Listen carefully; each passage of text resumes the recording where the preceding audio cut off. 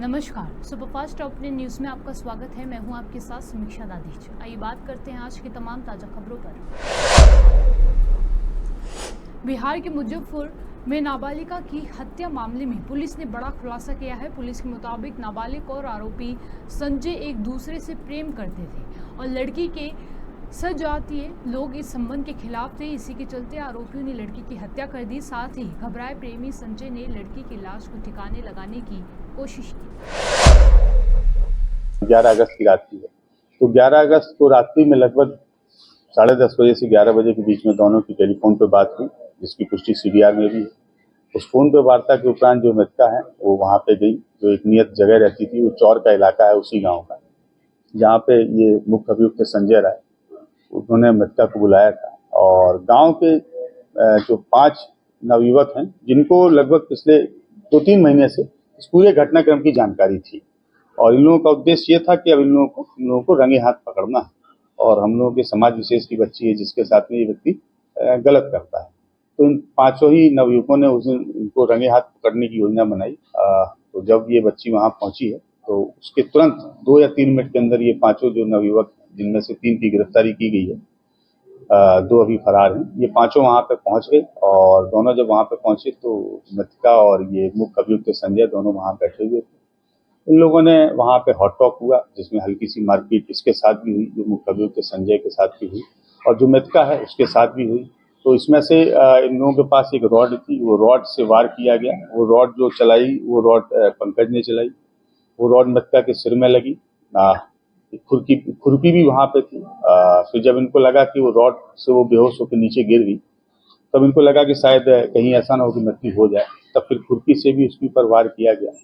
और इस दौरान फिर इनको लगा कि शायद वो अनकॉन्शियस हो गई है, तो ये लोग वहां से भाग खड़े हुए। जिसका मुख्य अभियुक्त था संजय वहां पे मौजूद था। संजय को लगा कि अब मेरा भी इसमें भेद खुल जाएगा, तो संजय ने वहां पे जो ढैंचा होता है, ढैंचे की पत्तियों से जो रस्सी बनती है, उससे उसके हाथ पैर को बांधा, उसका गला दबाया और मृतका को घसीटते हुए, जो घटना स्थल है लगभग वहां से 20 से 30 मीटर दूर, चौर में जहाँ हल्का सा पानी था, गहराई का इलाका था और झाड़ियां थी, वहां घसीटते हुए ले गए। इसने वहां उनको दबा दिया ताकि उनकी डेड बॉडी ऊपर ना आने पाए और लोग खोज नहीं पाए।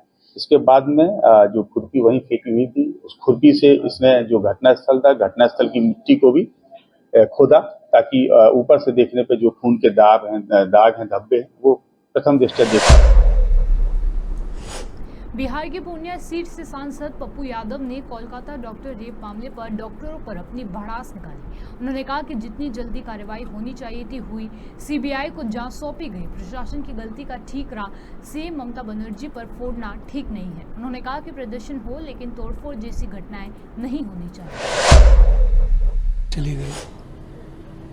आप कानून भी आप ही हैं। जब और लोग हड़ताल करते हैं तब आप उसको गाली देते हैं कि ये हड़ताल बंद, ये नेता लोग गलत काम करते हैं। और बेटी को आप डॉक्टर से आजाद से, जैसे मायावती जी और चंद्रशेखर जी ने ट्वीट कर दिया, उसके अलावा कोई नेता अभी तक क्यों नहीं गए? बिहार में 4 बलात्कार हुए, उत्तराखंड में बलात्कार हुए नर्सेस के साथ, और बिहार में सबसे बड़ा विभत्स घटना तो नहीं घटी। एक भी नेता नहीं गए, एक भी दलित लीडर नहीं गए। जो बिहारी फर्स्ट कहते हैं, जो मांझी जी दलित लीडर कहते हैं अपने को, बड़ा हमारे परिवार की तरह है, और जो विपक्ष के नेता कहते हैं कि नीतीश कुमार या कोई ममता बनर्जी क्या करेगा भाई? आप हमको जरा बता दीजिए। एडमिनिस्ट्रेशन दोषी हो जाए, शासन प्रशासन दोषी हो जाए, उसमें सीधा मुख्यमंत्री को सब जगह आप गाली देते रहे, तो आप घर में क्यों सोए हुए हैं? मैं जानना चाहता हूं। सत्ता पक्ष तो इसलिए नहीं गया कि उत्तराखंड में राजनीति, बंगाल में राजनीति करनी है, और केंद्र को बेटी पर ही राजनीति करनी है, तो केंद्र उत्तराखंड का जवाब देना, अब बिहार का जवाब देना, अब बंगाल के, उत्तर प्रदेश के ब्रजभूषण का जवाब देना, राम रहीम का जवाब देना, आसाराम का जवाब देना, बाबाओं का जवाब देना। ये राम रहीम ब्रजभूषण का जवाब क्यों नहीं देते हैं ये लोग? तो जब आप सियासत के लिए बलात्कारी को निकाल करके जेल से निकालिएगा, तो आप किस मानसिकता से आप उम्मीद करते हैं कि बलात्कार की घटना रुके? और निर्भया बलात्कार के घटना के बाद 33% बलात्कार इस देश में बढ़ी है, 33%। और बेटी को भी आप बाइफरकेट कीजिएगा डॉक्टर से, बेटी को भी बाइफरकेट कीजिएगा किसी चीज से। सीबीआई इंक्वायरी हो गई, अरेस्ट हो गए, ममता बनर्जी खुद सड़कों पर हैं बेटी के सवाल पर। फिर राजनीति कैसा? कौन सी सुरक्षा की बात करते हैं केंद्र? आप आम आदमी को सुरक्षा दे नहीं पाते हैं, और आम आदमी की, गरीब की बेटी के साथ बलात्कार होता है, तब ये देश में हड़ताल आज तक क्यों नहीं करते हैं, ये क्यों नहीं बोलते हैं ये? और 12 की मौत हो गई, ये 12 मौत के जिम्मेदार कौन होंगे? डॉक्टर पे 302 का मुकदमा नहीं लगना चाहिए, ये लगातार तोड़फोड़ कर रहे हैं। मतलब डॉक्टर तोड़फोड़ करे तो कोई एक्ट नहीं, कोई कानून नहीं, डॉक्टर के कारण पब्लिक मर रही हो, कोई कारण नहीं। सीबीआई इंक्वायरी हो गई, अब इसको क्या चाहिए? मैं सीधा जानता हूं, और मानवीय कृत करते हैं ये डॉक्टर लोग। ये इनको गॉड का दर्जा गलत तरीके से दुनिया ने दिए। ये इंसान है और इन्हें इंसानियत का पता नहीं है, मेडिकल काउंसिल ऑफ रूल का पता नहीं है, ये आप समझ लीजिए। अविलंब फांसी हो। हम केंद्र से आग्रह करेंगे कि एसपीडी ट्रायल करा के 1 महीने के अंदर इन बेटियों के बलात्कारी को फांसी दे दीजिए।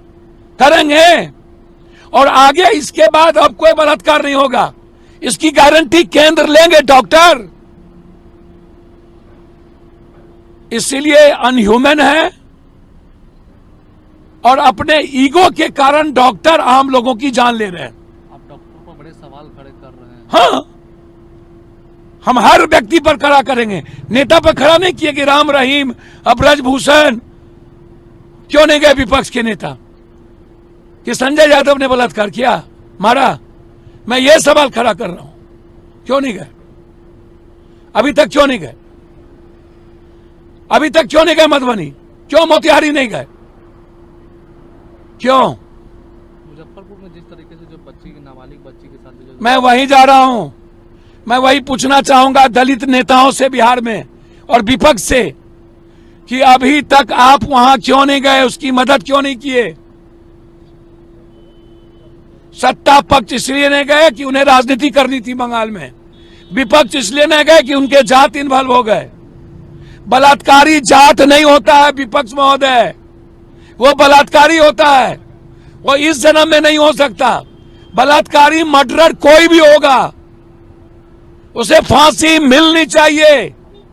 मधुबनी के बलात्कार में कौन है? मोतिहारी के बलात्कार में कौन है? बेटी जाति नहीं हो सकती, कोई दलित यादव राजपूत भूमिहार नहीं होगा, लेकिन जिस तरीके से डॉक्टर और नेता, कभी राम रहीम, आसाराम, ब्रजभूषण, बाबा, कभी जात, ऐसे नेताओं से जब तक यह देश नहीं बचेगा, ये जो नवसिखु नेता है एक तो बिहार में, ये ना धरना देंगे, ना प्रदर्शन करेंगे, ना ये कहीं जाएंगे। पैसा के बदौलत ये फेस चमकाएंगे सोशल मीडिया और टीवी पर, पैसा दे दे करके बयान करवाते हैं, सबको पैसा दे दे। इनको जाने से फुर्सत नहीं है, ये राजनीति करेंगे। इसीलिए इन लोगों से बचाइए। झारखंड में चंपाई सोरेन ने सियासी हलचल बढ़ा दी है। अब इस मामले पर जुबानी जंग तेज हो गई। उद्धव गुट के शिवसेना सांसद संजय राउत ने जोरदार हमला किया और सीधा पीएम मोदी और चुनावी आयोग पर हमला कर दिया। महाराष्ट्र और झारखंड में चुनाव इसलिए समय पर नहीं हो रहे हैं कि चुनाव से पहले ये लोग हेमंत सोरेन जी को मुख्यमंत्री पद से उतारना चाहते हैं, उनकी पार्टी तोड़ना चाहते हैं। देखिए, चंपा सोरेन कल गए और आज क्या बोल रहे हैं। झारखंड और महाराष्ट्र में उनको हारने का डर है। बीजेपी दोनों राज्यों में बुरी तरह से हार रही है। महाराष्ट्र में तो उनका सुपड़ा साफ होने जा रहा है, तो उनको और टाइम चाहिए और वक्त चाहिए मरने के लिए, लेकिन मरने वाले जरूर है, फांसी पे जरूर जाने वाले हैं। सर, झारखंड में ऑपरेशन लोटस शुरू हो चुका है, सेम फॉर्मूला महाराष्ट्र का यूज किया जा रहा है। देखिए, महाराष्ट्र और झारखंड में चुनाव इसलिए समय पर नहीं हो रहे हैं या आगे की तारीख वो लोग कर रहे हैं, इसलिए कि चुनाव से पहले ये लोग हेमंत सोरेन जी को मुख्यमंत्री पद से उतारना चाहते हैं, उनकी पार्टी तोड़ना चाहते हैं, उनके पार्टी में और राज्य में अस्थिरता लाने चाहते हैं, इसलिए झारखंड में चुनाव नहीं हो रहे हैं। उनको समय टाइम चाहिए। देखिए चंपा सोरेन कल गए और आज क्या बोल रहे हैं। महाराष्ट्र में भी यही है, झारखंड और महाराष्ट्र में उनको हारने का डर है। बीजेपी दोनों राज्यों में बुरी तरह से हार रही है। महाराष्ट्र में तो उनका सुपड़ा साफ होने जा रहा है, तो उनको और टाइम चाहिए और वक्त चाहिए मरने के लिए, लेकिन मरने वाले जरूर है, फांसी पे जरूर जाने वाले हैं ये लोग। हाँ, वो बचने वाले नहीं है, लेकिन और सरकारी तिजोरी से पैसा और लूट सकते हैं तो लूट सकते हैं, ठेकेदारों से पैसा जमा कर सकते हैं, हाँ बांट सकते हैं। लाडला बहन योजना में ज्यादा पैसा देने का उनका इरादा है, वोट खरीदना है, इसलिए झारखंड और महाराष्ट्र में चुनाव नहीं करने जा रहे। ये संविधान के खिलाफ है, ये संविधान के खिलाफ है। चुनाव आयोग संविधान के खिलाफ काम कर रहा है, दबाव में काम कर रहा है, इतना मैं कहूंगा। लाड़की बहना है, लेकिन जो सरकार दूसरे जो एमपी उनके पास लाड़का मुर्गा लाड़की मुर्गी की स्कीम है, मुर्गी की स्कीम है। इस तरह से देवेंद्र फडणवीस ने कहा। देखिए देवेंद्र फडणवीस को महाराष्ट्र में अब गंभीरता से कोई लेता नहीं। एक जमाना था लोग उनकी बात सुनते थे, लेकिन 5 साल से देवेंद्र फडणवीस महाराष्ट्र की राजनीति से पूरी तरह से आउट हो गए। उनको कोई वजूद नहीं, वो क्या बोलते हैं, क्या करते हैं, कहाँ जाते हैं, किससे मिलते हैं, लोग गंभीरता से नहीं लेते, उनके लोग भी नहीं लेते। अब वो 2 उप मुख्यमंत्री में से एक है। कल एक आदमी आया बाहर से पार्टी से बेईमानी करके वो मुख्यमंत्री बनकर उनका बॉस बन गया। हाँ, उनकी बात कोई मानता नहीं, न सुनता है, तो उनके बात पर आप भी ध्यान मत दीजिए। ये लाडला बहन योजना, ये जब हम सत्ता में आएंगे तो डबल किया जाएगा। हमारे बहनों की जो अब मासिक जो मानधन मिलता है वो डबल किया जाएगा, 3000 रुपया हो जाएगा। ये हमने पहले भी कहा है। बात तो 15 लाख की मोदी ने शुरू की थी ना, सबके खाते में 15 लाख आएंगे, लेकिन 1500 दे रहे आप, वो भी गिने चुने महिलाओं को। तो ये बात अब आगे प्रचार में आ जाएगी। उद्धव ठाकरे की वजह से छोड़ी है, कल मुख्यमंत्री ने एक बयान दिया एक इंटरव्यू में, क्या कहना चाहिए? देखिए मुख्यमंत्री को कुछ पता नहीं है। जब राज ठाकरे ने शिवसेना छोड़ी थी तब हम वहां मौजूद थे, पूरा कथा पटकथा डायरेक्शन हमें मालूम है क्या हो रहा था वो। और उस वक्त ये मुख्यमंत्री आज के है, वो किसी पिक्चर में नहीं थे। थाना के एक जगह पर वो काम करते थे, मुंबई में नहीं आते थे, उनका कोई राजनीति में संबंध नहीं था ज्यादा, उनको क्या चलता था मालूम नहीं। अब 25 साल पहले क्या होगा उनको क्या मालूम है। हम थे ना उस वक्त, मैं तो उस वक्त राज ठाकरे जी के साथ था, वहां खड़ा था जब पार्टी छोड़ रहे थे, और मैं उनको समझा रहा था। मेरे गाड़ी पे हमला हो गया उधर, हमने झेला है सब। उनको क्या मालूम है शिंदे जी को, ये झूठ बोल रहे, उनको कुछ मालूम नहीं है। ये आप फिल्में निकालते हैं, धर्मवीर 1, धर्मवीर 2, कोई और। अब हम नमक हराम 2 निकालने वाले हैं ना, तब ये सब स्क्रीन प्ले उसमें आ जाएगा। कोलकाता के आरजीकर मेडिकल कॉलेज में महिला डॉक्टर के साथ रेप और जघन्य तरीके से की गई हत्या के मुद्दे पर केंद्र में सत्तारूढ़ बीजेपी ने पश्चिम बंगाल में सत्ता में बैठी ममता बनर्जी पर जोरदार हमला बोला। बीजेपी नेता और प्रवक्ता शहजाद पूनावाला ने ममता बनर्जी पर निशाना साधते हुए कहा कि जो पश्चिम बंगाल में ममता सरकार के तहत चल रहा है वो है बेटी को न्याय दिलाओ नहीं, सत्य को दबाओ, किसी प्रकार से सबूत को मिटाओ और बेटी के साथ नहीं बलात्कारी के साथ खड़े हो जाओ। इसलिए सवाल ये बनता है कि ममता बनर्जी कब इस्तीफा देंगी।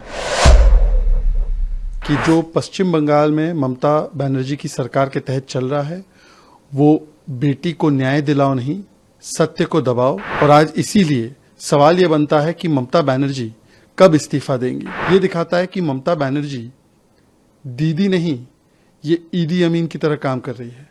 और टीएमसी का मतलब तानाशाही मानसिकता और कल्चर बन चुका है। इससे साफ साबित होता है कि एविडेंस डिस्ट्रॉय करने में और कवर अप करने में एक इंस्टीट्यूशनल और सिस्टमैटिक अप्रोच अपनाया गया सरकार के द्वारा। हाईकोर्ट ने पुलिस के रोल पर बहुत संदिग्धता उठाई। हाईकोर्ट ने बताया किस प्रकार से 5 से 7 हजार लोगों को इकट्ठा करके आरजीकर मेडिकल कॉलेज में तोड़फोड़ करवाई गई। जो आरजीकर मेडिकल कॉलेज में गैंगरेप और हत्या हुई बेटी की, उनके परिवार के लोगों ने स्पष्ट तरीके से, माता पिता ने कहा है कि जो पश्चिम बंगाल में ममता बनर्जी की सरकार के तहत चल रहा है, वो बेटी को न्याय दिलाओ नहीं, सत्य को दबाओ, किसी प्रकार से सबूत को मिटाओ और बेटी के नहीं बलात्कारी के साथ खड़े हो जाओ। और आज इसीलिए सवाल यह बनता है कि ममता बनर्जी कब इस्तीफा देंगी। परंतु इस्तीफा देने के बदले हम देख रहे हैं कि ममता बनर्जी की सरकार लगातार जो भी इस पर आवाज उठा रहा है, कोलकाता पुलिस उसे नोटिस दे रही है, धमकी दे रही है। ममता बनर्जी की तरफ से डॉक्टर्स का ट्रांसफर ऑर्डर आया, फिर वो ट्रांसफर ऑर्डर रुक गया। उसके बाद हमने देखा है कि डॉक्टर्स को पुलिस समन कर रही है। यहां तक कि ममता बनर्जी के सांसद सुखेंदु रॉय ने, क्योंकि प्रिंसिपल पर और कमिश्नर पर इन्वेस्टिगेशन को लेकर सवाल उठाए, तो उनको भी समन कर दिया गया। शांतनु सेन नाम के इनके एक पूर्व सांसद को प्रवक्ता पद से हटा दिया गया क्योंकि उन्होंने सवाल उठाए। ये दिखाता है कि ममता बनर्जी दीदी नहीं, ये ईदी अमीन की तरह काम कर रही है। और टीएमसी का मतलब तानाशाही मानसिकता और कल्चर बन चुका है। किस लिए? बलात्कारियों को बचाने के लिए इस प्रकार की तानाशाही रवैये का और इस प्रकार से आवाज दबाने का काम किया जा रहा है। और जो पेरेंट्स ने कहा है कि जिस प्रकार से किसी भी डिपार्टमेंट ने सहयोग नहीं दिया, इंक्वायरी में बाधा बनने का काम सरकार ने किया, और जिस प्रकार से क्रेमेटोरियम में जो बेटी का शव था उसको जल्दी से जल्दी डिस्पोज करने की चेष्टा की गई, इससे साफ साबित होता है कि एविडेंस डिस्ट्रॉय करने में और कवर अप करने में एक इंस्टीट्यूशनल और सिस्टमैटिक अप्रोच अपनाया गया सरकार के द्वारा। हाई कोर्ट ने भी सरकार को फटकार लगाई है। अब सुप्रीम कोर्ट भी सुओ मोटो कॉग्निजेंस ले रहा है। इसके बाद ममता बनर्जी को अपने पद पर बने रहने का कोई अधिकार नहीं। पर सवाल यह बनता है, राहुल गांधी, प्रियंका वाड्रा, इंडिया अलायंस के तमाम नेता अब भी चुप है। ना वो पीड़िता के परिवार के पास जा रहे हैं, ना वो इस्तीफा मांग रहे हैं। सुप्रीम कोर्ट का इस मामले में दखल देना ये साफ संकेत है कि हाईकोर्ट के बाद अब सुप्रीम कोर्ट को भी पश्चिम बंगाल की सरकार और उसकी कारगुजारियों पर, उसके वे ऑफ फंक्शनिंग पर कोई भरोसा नहीं बचा। हाईकोर्ट ने कहा था absolute failure of state machinery. High court ने फटकार लगाई थी कि किस प्रकार से इस पूरे मामले को जब प्रिंसिपल दबाने की कोशिश कर रहे थे तो ऐसे प्रिंसिपल को आपने प्रमोट किया। हाईकोर्ट ने पुलिस के रोल पर बहुत संदिग्धता उठाई। हाईकोर्ट ने बताया किस प्रकार से 5 से 7 हजार लोगों को इकट्ठा करके आरजीकर मेडिकल कॉलेज में तोड़फोड़ करवाई गई। और अब सुप्रीम कोर्ट भी इस पर संज्ञान ले रहा है। परंतु ममता बनर्जी कब संज्ञान लेंगी? वो अपनी ही सरकार के खिलाफ, अपनी ही पुलिस के खिलाफ धरने पर उतरने का ड्रामा कर रही हैं।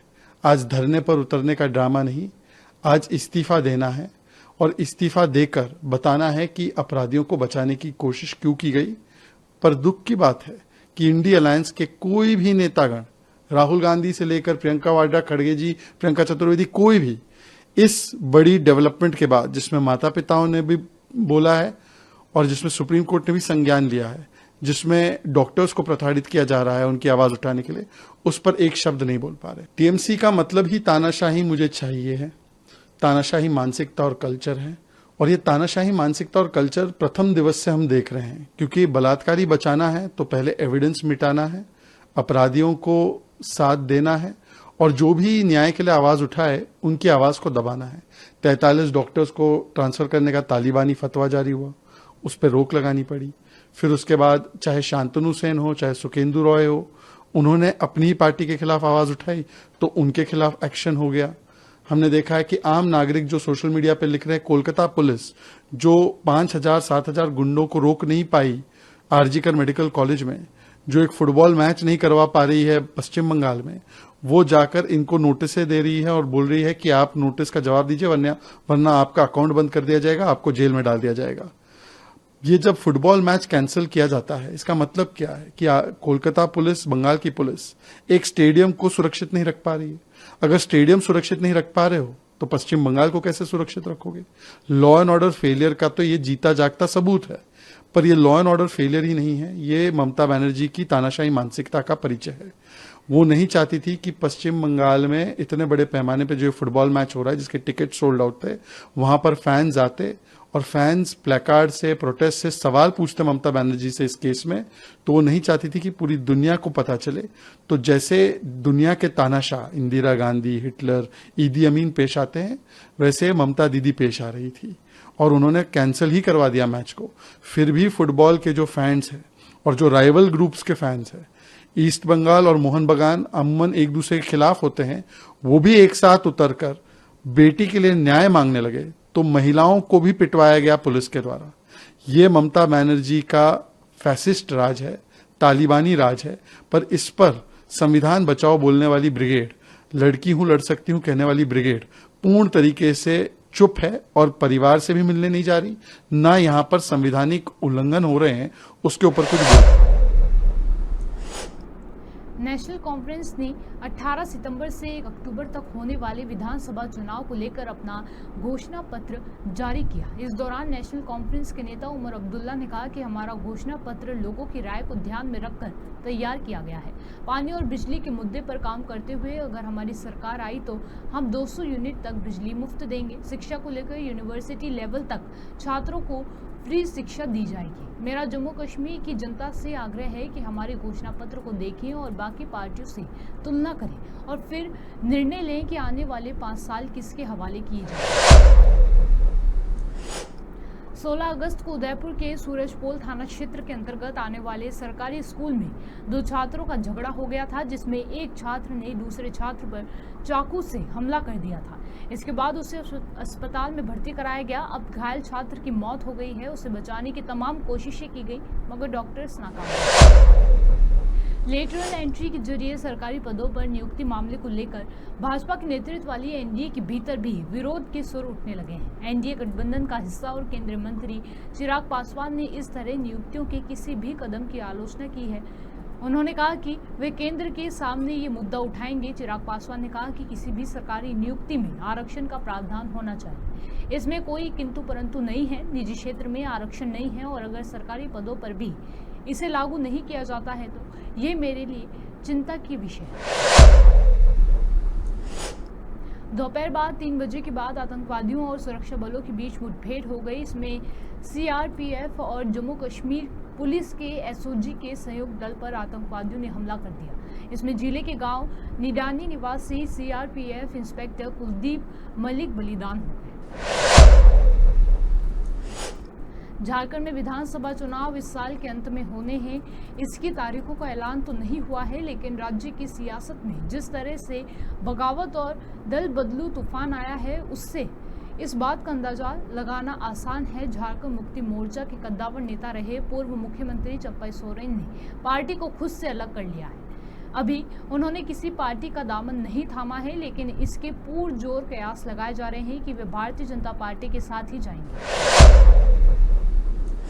अपने कमांडर की मौत से हिजबुल्लाह बेहद गुस्से में है। 3 दिन पहले ही हिजबुल्लाह ने अपने अंडरग्राउंड मिसाइल लॉन्च सिस्टम का वीडियो जारी कर दुनिया भर में तहलका मचा दिया था। जमीन के कई फीट नीचे मिसाइल का जखीरा और इनके लॉन्चिंग पैड देखकर हर कोई दंग रह गया। ये खंदक इतनी गहरी कि इजराइल और अमेरिका के तमाम आलात भी इन्हें नहीं पकड़ सकती। वहीं जमीन की गहराई से कभी भी आसमान में उड़ते प्लेन या ड्रोन को आसानी से गिराया जा सकता है। ऐसे में अब पीएम बेंजामिन के घर के ऊपर ड्रोन उड़ाकर तस्वीरें ले जाना और फिर जारी करना बताता है कि हिजबुल्लाह टेक्नोलॉजी के मामले में इजराइल से ज़्यादा पीछे है। सुपरफास्ट टॉप 10 न्यूज़ में आज के लिए सिर्फ इतना ही। देश और विदेश की तमाम बड़ी खबरों से जुड़े रहने के लिए देखते रहिए पॉपुलर टीवी। धन्यवाद।